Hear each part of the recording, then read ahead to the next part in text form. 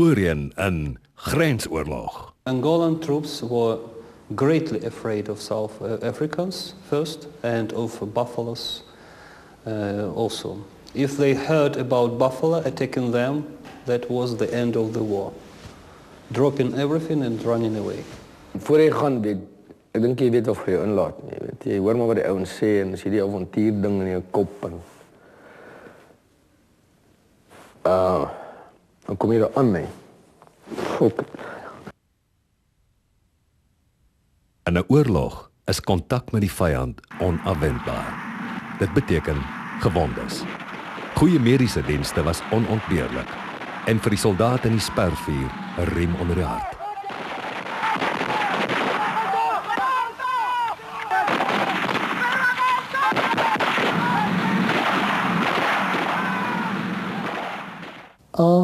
Die soldaat wil weet dat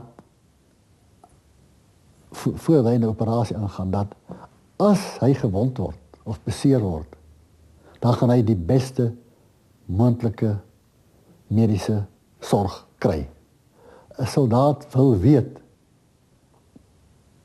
dat as hy gedood word, gaan sy liggaam nie daar gelos word nie.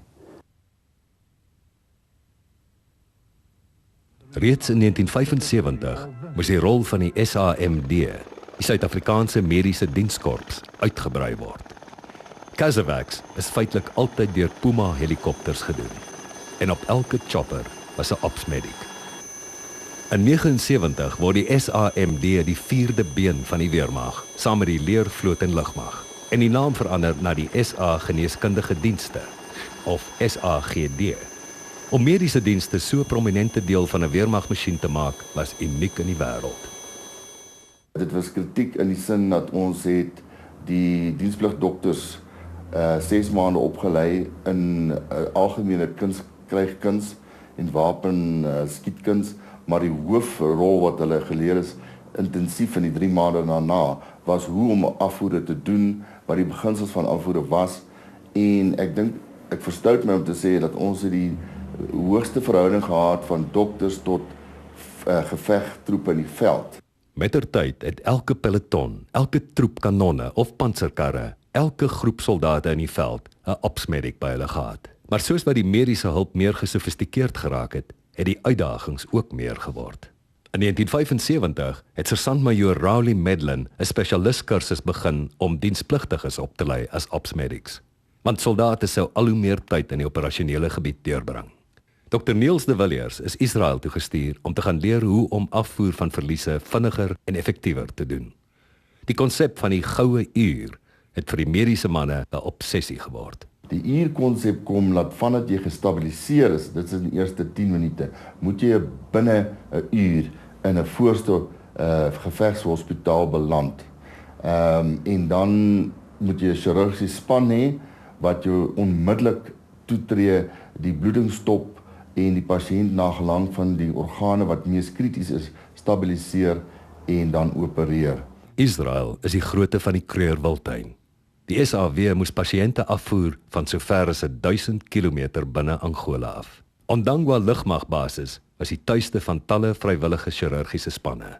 Niels was een van hulle. Ons het dit dan gestabiliseer vir 'n dag of 2 en dan het ons hulle per Hercules afgevoer na 2 militêre hospitale toe. So ja, dit was 'n goue uur tot hopelik tot op Ondangwa.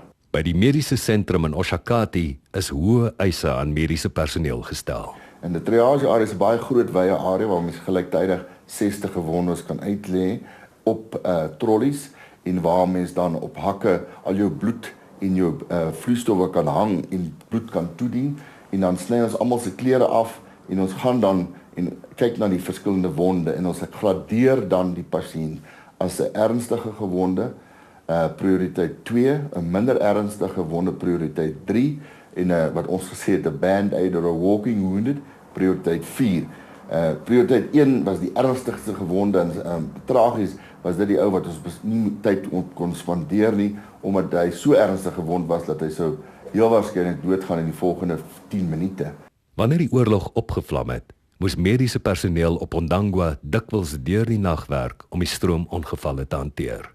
Dit is in hierdie operasiesaal waar die geharde 3-2 soldaat Manuel Oliveira en Niels de Villiers se paaie kruis. Oliveira het op daardie stadium reeds dekorasies vir dapperheid ontvang.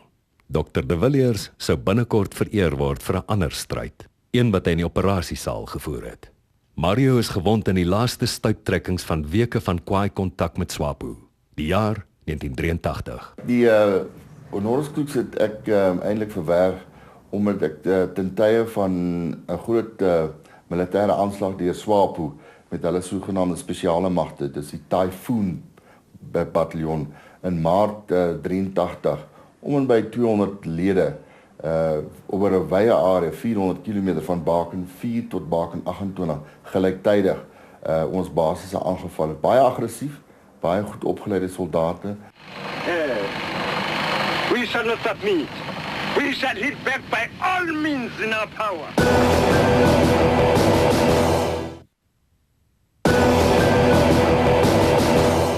Ons het op daai een dag, die 3de Maart, as ek reg is, het ons 3 kontakte gehad voor 10:00 die oggend in 3 verskillende areas. Ja, na manhã de 4 de fevereiro, eu mais o meu pelotão estávamos à espera que é para o helicóptero nos trazer a comida. Já estávamos há umas 6 semanas. En hulle is ontplooi 6 weke in die bos, 6 weke by die huis. 6 weke in die bos, 6 weke in die huis. Terwyl meeste van ons dienspligtiges met alle respek maar 3 maande grens gedoen het in 'n 2 jaar siklus. So daar lê die verskil. Omdat 3-2 soldate aggressief kontak gesoek het, was die kans dat hulle die dood in die gesig sou staar eenvoudig groter. Buffalo Base was 'n tweede huis vir die soldate van die eenheid. Maar in die fase was hulle in 'n tydelike basis ontplooi. Estava eu na área do MUPA. Eu mais o meu pelotão, na altura eu era o sargento do pelotão. Aggressiwiteit was 'n voorvereiste vir die rol van 'n pelotonsersant. Tog beskryf mense wat vir Manuel ken hom anders. Hy's 'n baie teruggetrokke, beskeie mens en het baie hoog aangeskryf tussen sy makkers as 'n baie dapper soldaat. Volgens Piet Nortje se boek 3-2 Battalion is daar tydens hierdie skermutselings 'n helikopter ingeroep om die liggame van 2 gesneuvelde soldate te kom haal en kosvoorraad af te laai.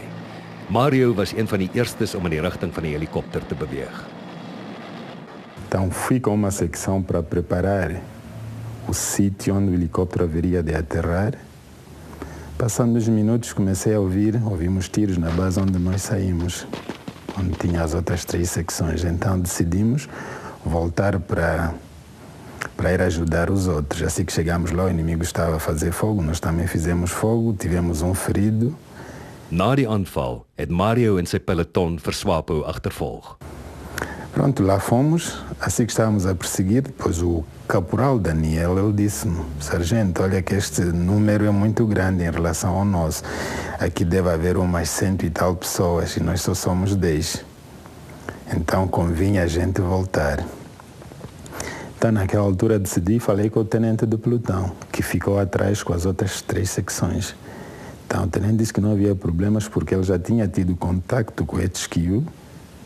E o HQ haveria de mandar 2 alouetes para ajudar-nos. Op versoek van die gevegshelikopters gee Mario opdrag dat rookgranate gegooi word om sy peloton se posisie aan te dui.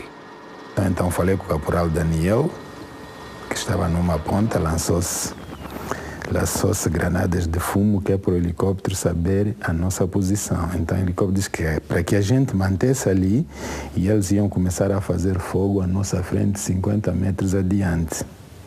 E assim fizeram.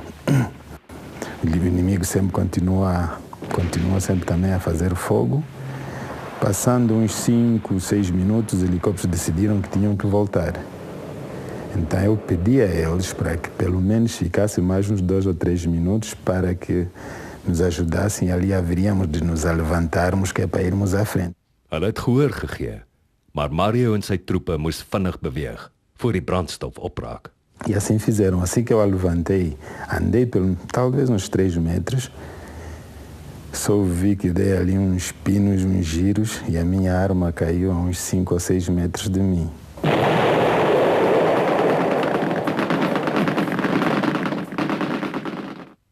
En was voor in die linie, volgens wat ek verstaan, toe hy met die geweergranaat geskiet is, toe hy wat ons sê afgegaan het vir dekking en toe sy klink sy hand so uitsit wat die geweergranaat hom onder in die armholte van sy borskas geslaan het. Então caí de joelho e o meu braço começou a tremer. Pronto, e ali também naquela altura os helicópteros foram-se embora. Tínhamos nessa altura, eu estava ferido. Hy het net gesê hy het iets baie hard gevoel.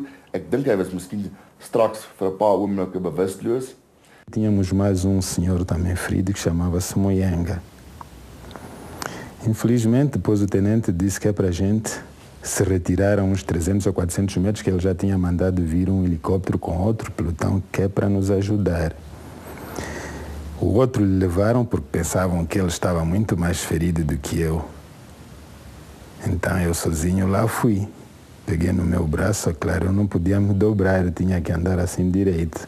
Ek was in die operasiekamer gewees, toe luitenant Loor, Brian Loor, wie se pa ook 'n Horrorskroeks ontvang het vir vegvliening, my laat weet het vanaf 32 bataljon by Nana, dat hy erg gewond is op die grond en hy versoek hulle afvoer of verkeerswerk.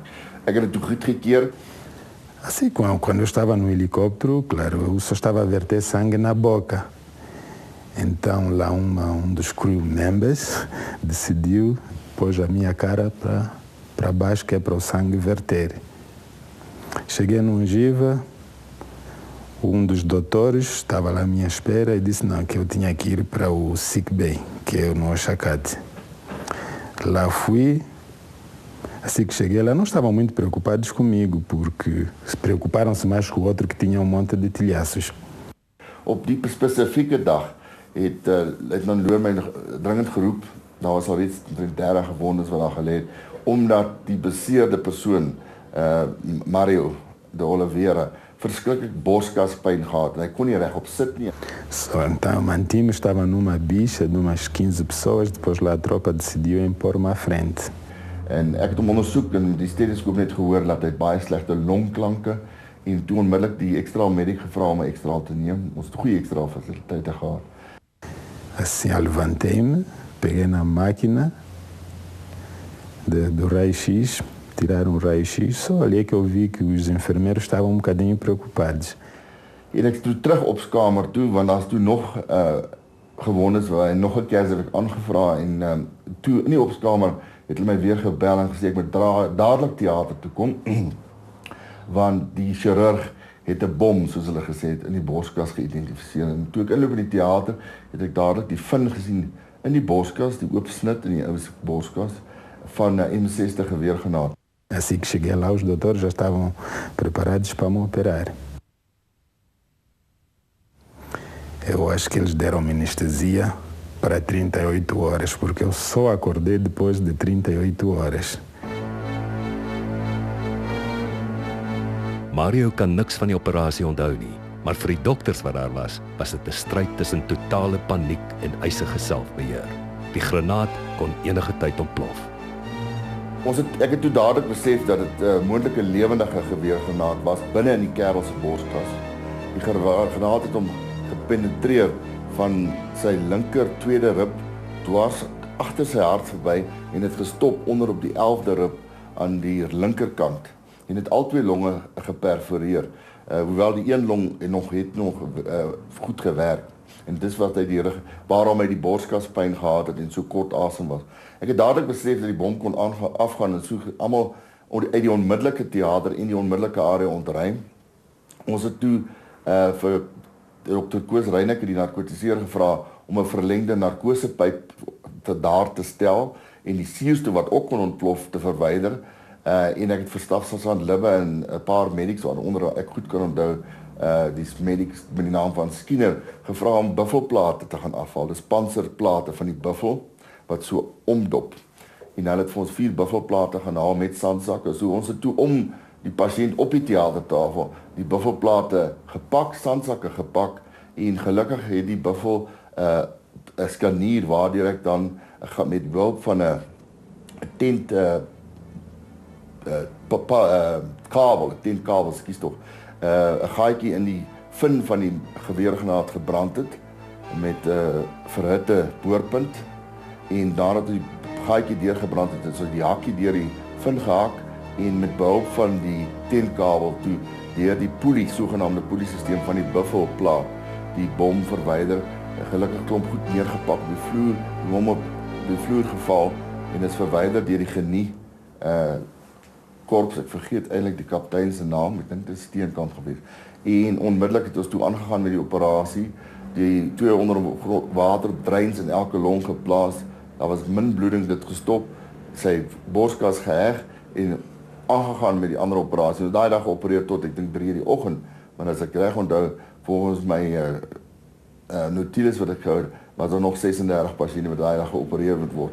So ons het geen keuse gehad, maar om de Oliveira daar op daai tafel te opereer om weg te kry uit die pad uit, sodat ons die ander prioriteite deur die loop van die dag deur dieselfde teater kon laat roteer. Pronto, dali fiquei 2 ou 3 dias no Oxacar, depois levaram para o hospital militar, que hoje é o One Military Hospital.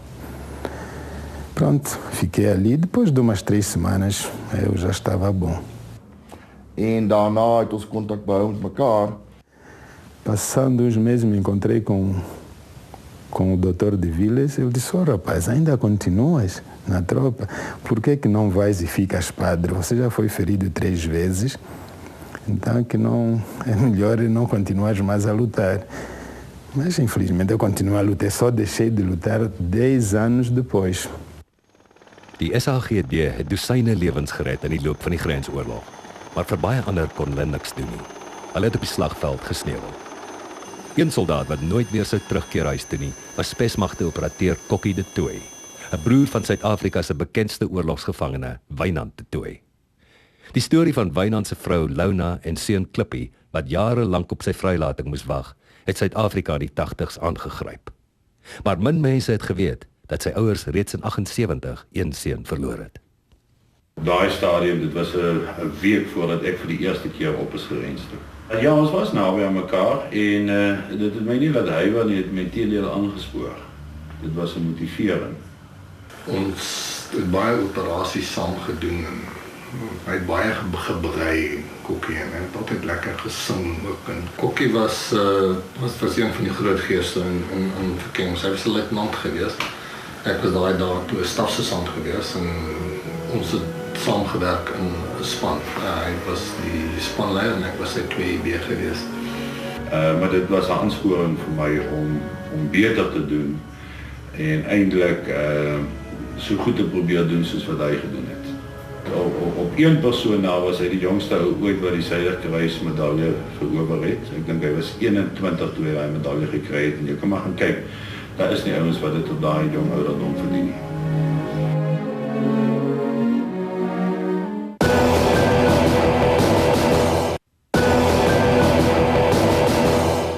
Rekkie-opleiding het mettertyd so gespesialiseerd geraak dat elke lid van die 5 of 6 man spanne 'n spesialis was. Spoorsnyer, syner, plofstofkundige of medic. Van die vroeg 70's af het D-eskadron van die Rhodesiese SAS in werklikheid bestaan uit SAW rekkies. In Desember 77 is 55 operateurs afgegooi om daar te gaan veg. Die gebied waar hulle afgegooi is, was spottenderwys bekend as die Russian Front, oftewel die Gaza Strip. Ons was vir 5 weke in gewees en ons het 'n landmyn geplant die aand van tevore. Uit Plymouth was 'n tipe myn gewees wat ons gebruik het. Oor ons het klein spanne was, dan ons hierdie myne gebruik om as iemand spoor sny en kom op ons spoor af, ons hierdie myn gedetoneer het en mense wat op daai spoor is, word dan deur hierdie myn getref. Dit was 1978. Luitenant Kokkie de Tooy se groep se doelwit was om aanvalle op die spoorlyne in die Madulopan area te gaan doen. Die area het gewemel van vyandelike soldate. Ek het so omgedraai en ek kyk so en ek sien Joe de Villiers gaan so op met sy geweer en ek dink so by myself, ja, Joe skiet nie nou na 'n bok toe nie. En die volgende oomblik toe klap die skote, maar toe gaan die myn ook af, die Plymouth. Maar nou voel dit daar 'n kontak. Ons gaan veg toe deur die groep vyande wat daar was en nou was so 5, 6 van hulle gewees. Ons gaan toe deur dit en ons maak klaar, ons kom toe terug. Nou wat jy gewoonlik doen, dan kom jy terug na die vyand wat nou doodgeskiet is en dan kyk jy gou alle enige informasie wat om te sien waar hulle vandaan kom. Dat ons inligting kry, jy sien. Dan as ons nou klaar daai dinge gedoen het, dan laat ons wegkom. Want hulle gaan nou agter ons aankom en ons is te klein om as 'n vegtende groep op te tree. Ons is 'n verkenningsgroep. Kokkie sê vir my, kom ons loop nog net so een keer deur, man. Hy sê, ja, kom maar wel aan. Ons loop nog, toe dan, ons loop saam. En hy loop so net so en so voor my. Dan loop die ander man is hier agter, loop ons in ons formasie, en ek loop hier langs hom. Ek sal nooit vergeet nie. Ek loop in Ilea, 'n dooie man wat ons geskiet het, lees in uniform. En ek dog nou by myself, ja, vryheidsvegter. Jy het nou jou land, jou bloed uitgegiet hier so vir 'n land wat seker nie eens jou land was nie. Maar en ons loop toe nog verder aan. En net toe klap 2 skote. Net 2 skote hier van die regterkant af. En ek gaan dadelik gewoon toe en initieer weer die aksie. Kokkie draai om en hardloop terug. Hy draai om en hardloop terug. Ek sê, Susan, waar's Kokkie? Hy sê, wag, ek sal kyk. En hy gaan daar. Ek sê, hy kom, hy sê, my Kokkie is dood. Ek sê, dit is onmoontlik, hy het nou teruggehardloop. Hy het 2 skote deur die hart. Die groep van 8 was nou 'n groep van 7. Hulle moes die lijk uitdra, maar die vyand op hulle hakke 400 km in Rhodesia in Radio Willie Ward dringend vir lugondersteuning. Ons kan hoor, hulle kom. Jy weet die vyand. Hulle het nou bymekaar gekom en jy kon hulle praat oor. Hulle laat naderhand weet vir ons dat hulle ons nie die aand kan uithaal nie. Hulle is ons eers die volgende môre kom uithaal. En toe sê ek vir die manne, kom daar so 'n groot kop, 'n hoë kop wat voor ons gelê. Toe sê ek, ons gaan tot bo op daai kop. Dit is al wat ek julle vra vandag. Die manne se water is ook al besig om klaar te raak. Van die manne is al besig om hulle drups te drink. Die volgende oggend word die span verkenners op die kop opgepik. Dit was nogal 'n gevoel geweest, want toe die helikopters nou inkom en die 2 helikopters vlieg weer so uit. Jy weet, ek sit toe in hierdie helikopter en hierdie helikopters agterin lê die, kan jy die luitenant se lyk daar so in die, hy is nou toegedraai alles so in die helikopter sien. So dit was nogal 'n teergevoel geweest. Ek dink vir ons almal, want ons het van die luitenant gehou. Later in grensoorlog. Toe ek in die deur staan om te spring, toe sien ek die laaste Maras optrek, het sy laaste vuurpyl aanval. I ran out of the clinic because then I noticed it must have been an attack. Hulle het ons onder geweldige vuur geplaas. I used to cry until perhaps I think the only thing which can come out of my eyes is blood. Volgende week in grensoorlog.